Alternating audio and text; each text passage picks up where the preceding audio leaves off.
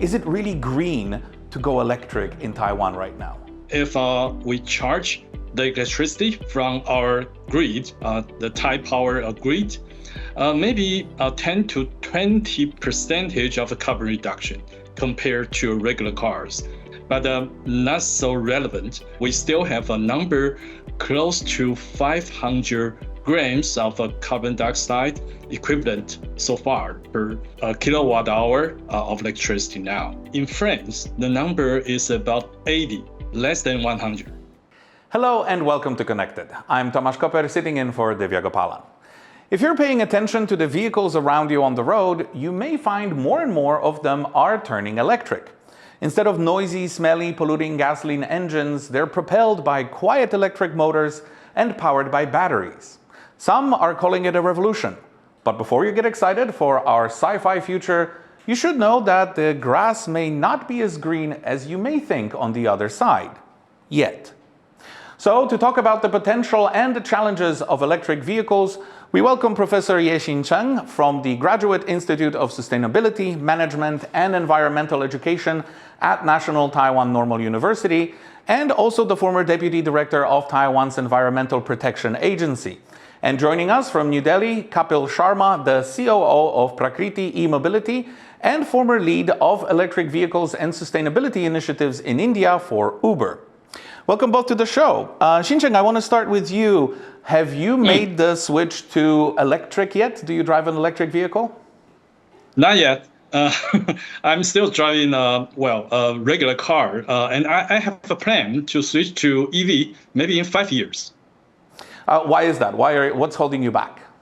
Okay, I can expect that maybe in 3 to 5 years, all the infrastructures will be becoming more mature in Taiwan. Because if I buy a EV now, that will be a problem for me, I think, to charge my car.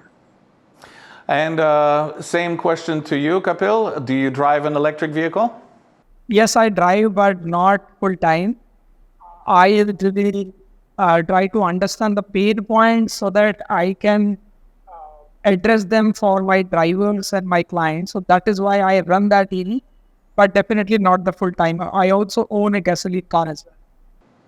Okay, well, if two people in the electric vehicle space are still holding off to fully jump over, let's talk about adoption. So, Shin-cheng, how does Taiwan compare to the rest of the world when it comes to the adoption of electric vehicles? Okay, we were slow, but I think in recent years, more and more people started to think about buying the new car and the new EV. Last year, 2023. I think we have, I read the number that more than maybe 20,000 consumers buying the EV, BEV or PHEV. And more people are going to buy EV. That's a trend, I think. So the two types of EVs that you mentioned, what does that mean, BEVs and PHEVs? Okay, BEV means that the battery EV. Means that the pure electric car, but the PHEV, the plug-in hybrid. It means that if we don't have enough electricity or we cannot find a charging pile, we can still just add some gas and the car can run. This is still a pretty new technology, so I'm sure our viewers will appreciate that explanation. Thank you very much. Kapil, what about India? What is the electric vehicle adoption situation like over there? Yeah, so India actually moves on two-wheeler and three-wheelers and not the cars. So if we compare with the global, probably we are behind in terms of adoption in cars, but way ahead in terms of two-wheelers and three-wheelers. So our penetration of electric two-wheeler and three-wheeler today stands close to between 5 to 10% on a sales basis. And it's steadily growing, almost 40% CAGR today. So it's very aggressive on that front. However, four-wheelers are just catching up that speed. So that's where we stand. Well, I'm glad you mentioned different kinds of vehicles, two-wheelers, three-wheelers, four-wheelers, because that actually makes Taiwan a bit special, because Scooters are by far the most popular type of vehicle on Taiwan's roads. But with so few personal parking spaces and access to charging, manufacturers are forced to innovate. Our contributor Jen Tsai looks at the development of battery swapping technology. 台湾大部分是公寓的形态、大楼的形态，所以并不方便在家里充电，所以交换电池会是一个新的 solution。 Users of many brands of electric scooters can replace depleted batteries with fresh ones without having to wait for their vehicles to charge.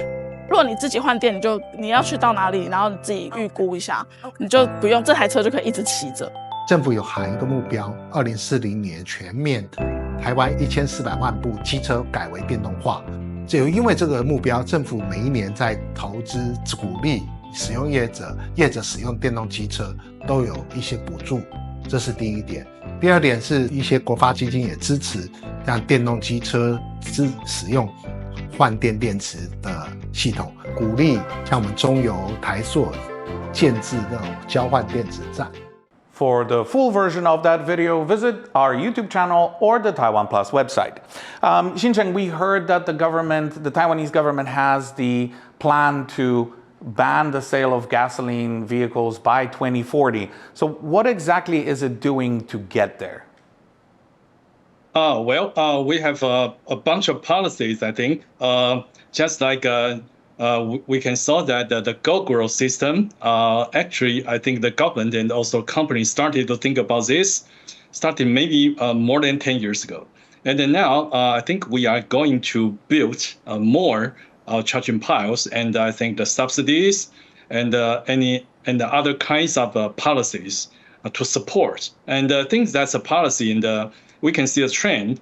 And I think as we have especially better carbon footprint for electricity, I think more and more people will buy electric cars.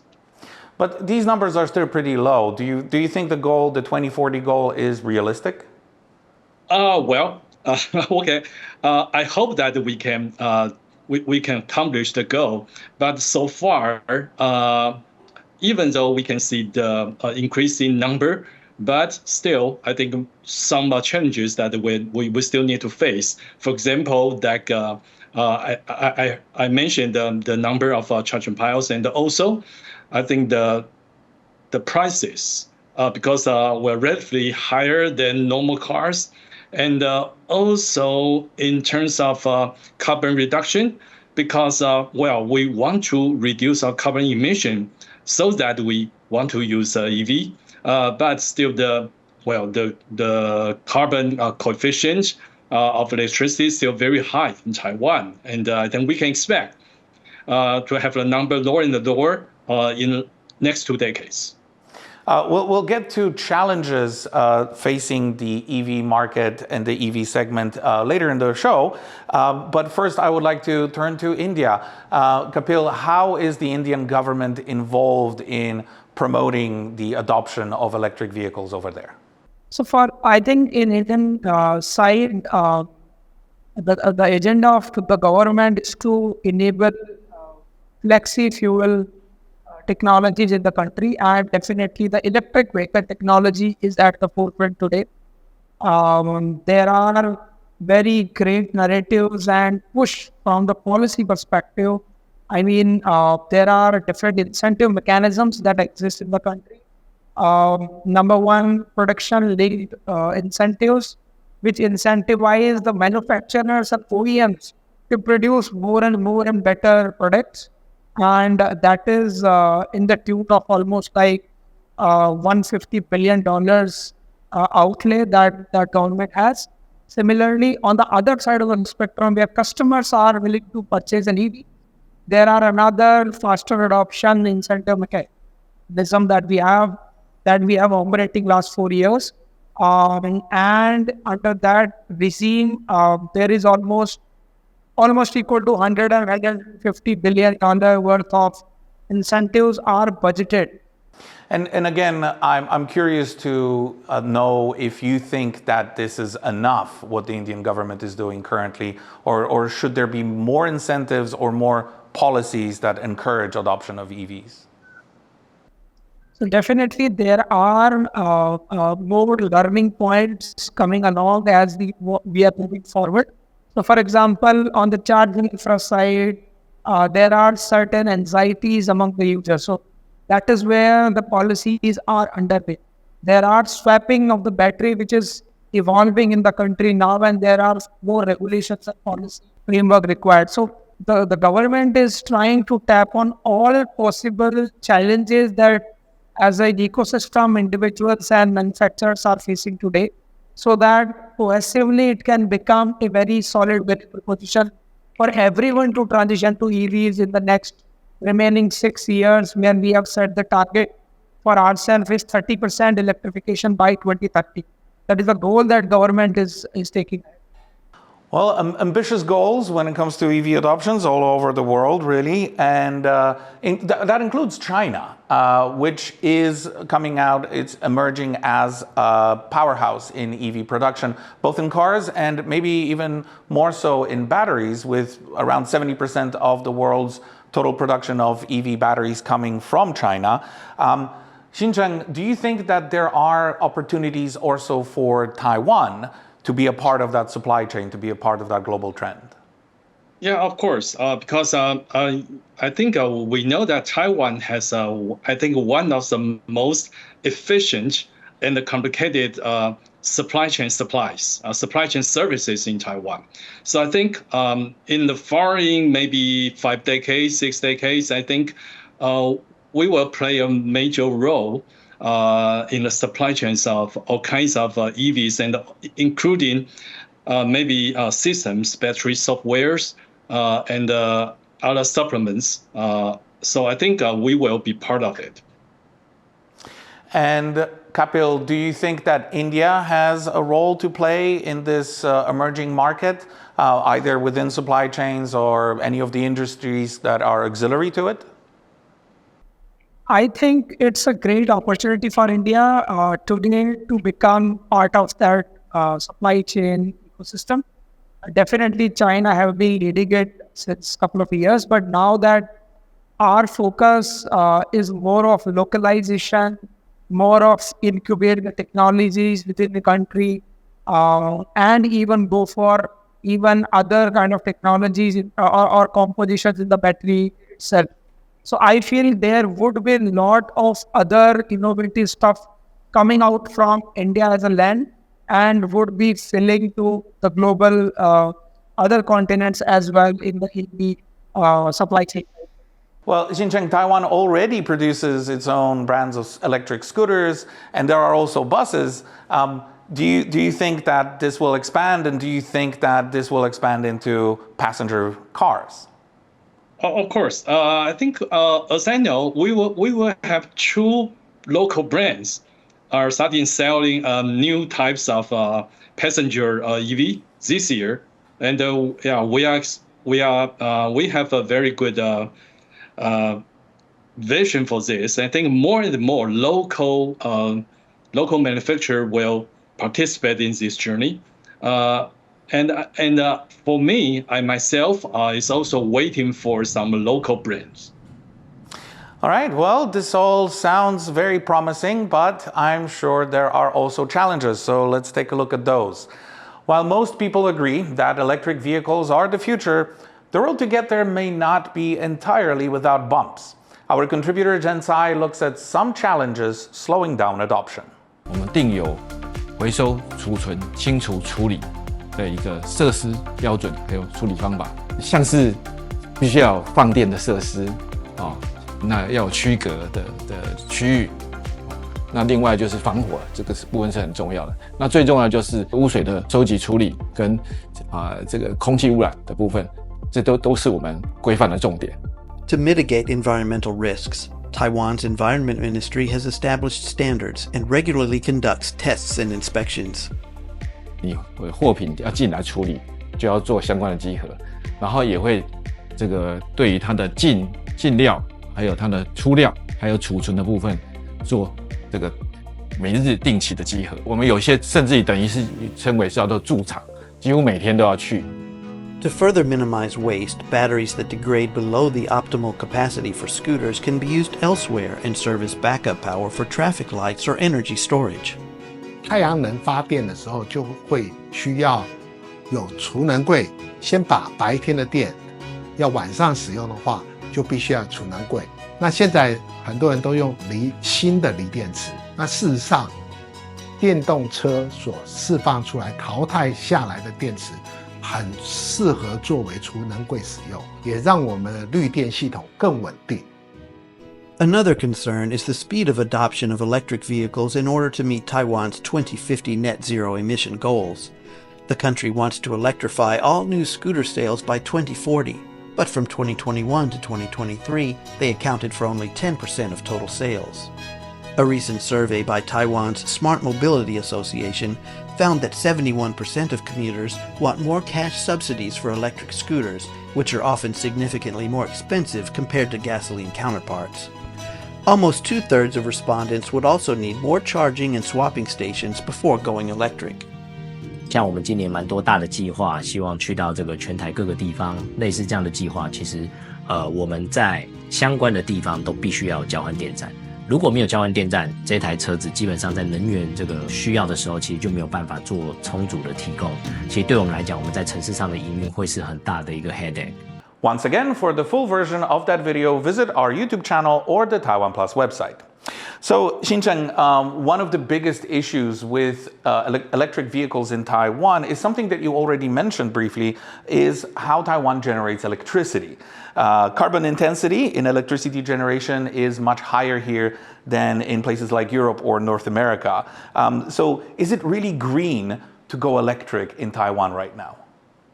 Okay, according to some calculations, if we charge the electricity from our grid, the Thai power grid, maybe 10 to 20% of carbon reduction compared to regular cars, but not so relevant. And also, if we can reduce the coefficient, then we can have a much better much better results for this. But in recent years, the trend is not very clear. We still have a number close to 500 grams of carbon dioxide equivalent so far per our kilowatt hour of electricity now. And just to kind of give that number some context, what are the carbon coefficients like in Europe, North America, or other parts of the world? Okay. As I know, in France, the number is about 80, less than 100. And in some European countries like Sweden, because they have a very high amount of hydraulic power plants, so I think the number is even lower, I think, maybe around 50. Wow, a tenfold difference.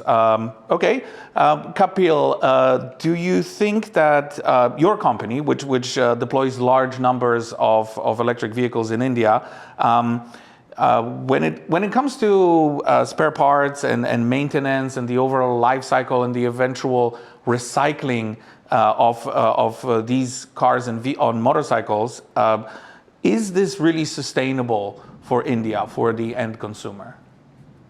See, I think for the end consumer, today there are things and companies and startups working on the after-sales part of it, which is battery recycling and everything.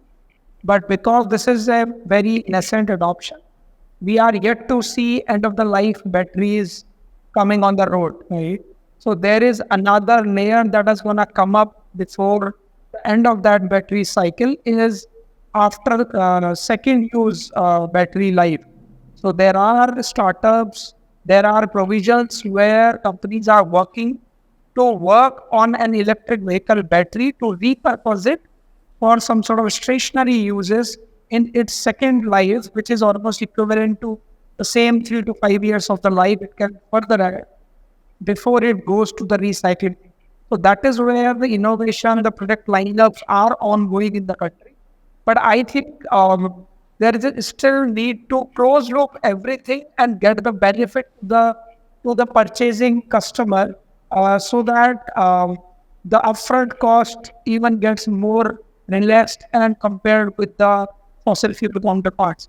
Well, it's impossible to talk about EVs without mentioning China. Like I said, one of the or the biggest manufacturer of EVs and components.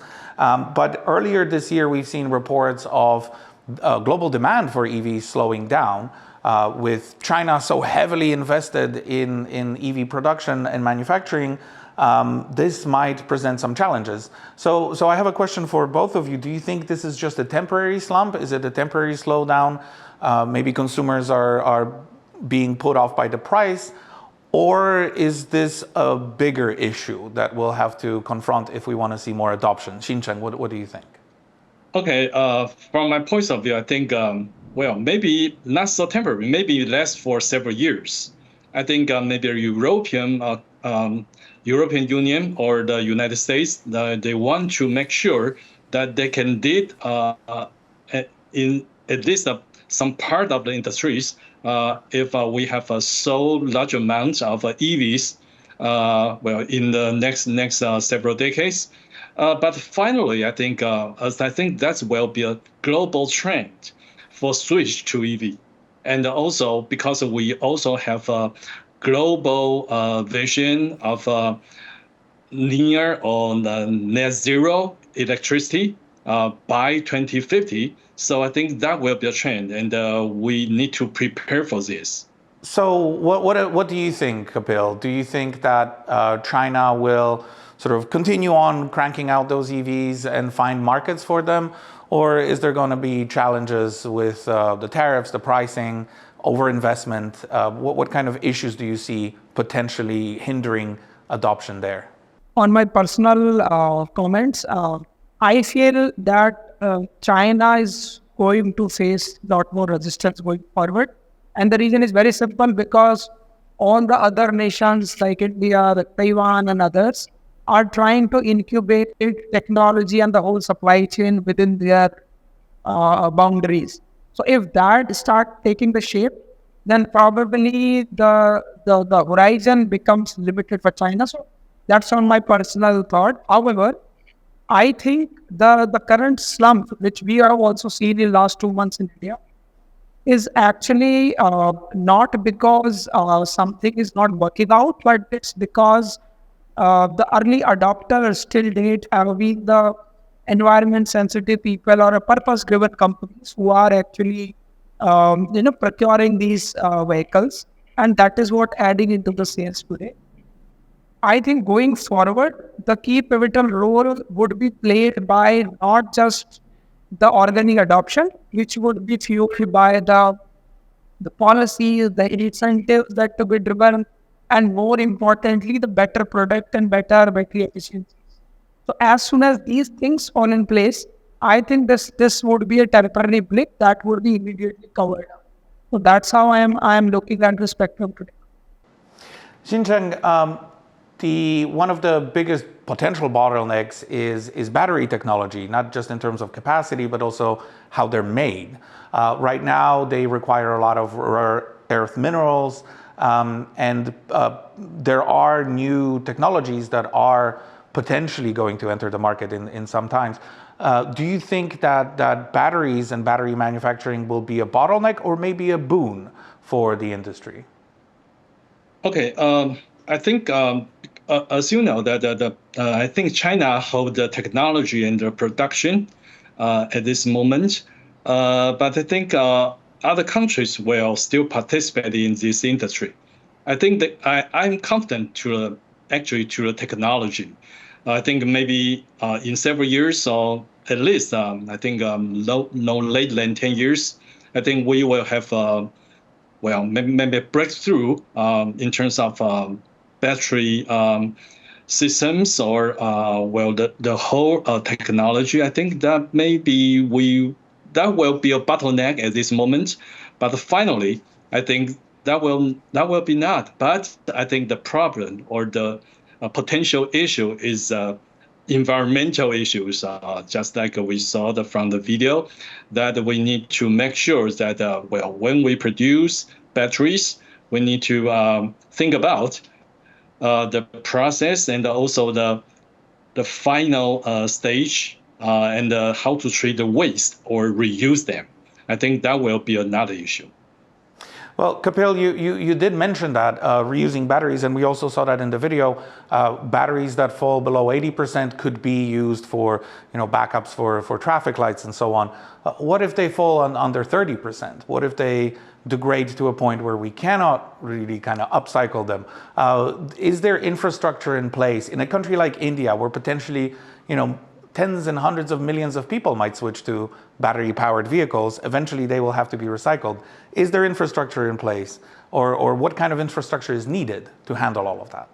So definitely today, the infrastructure is not at the level where it can afford 100 million people transitioning to EVs. However, there are a handful of companies which are working on the recycling bit, and they are doing a decent enough recycling in terms of capacity as well. I think it's a matter of growth story for them and a couple of new entrants to come in.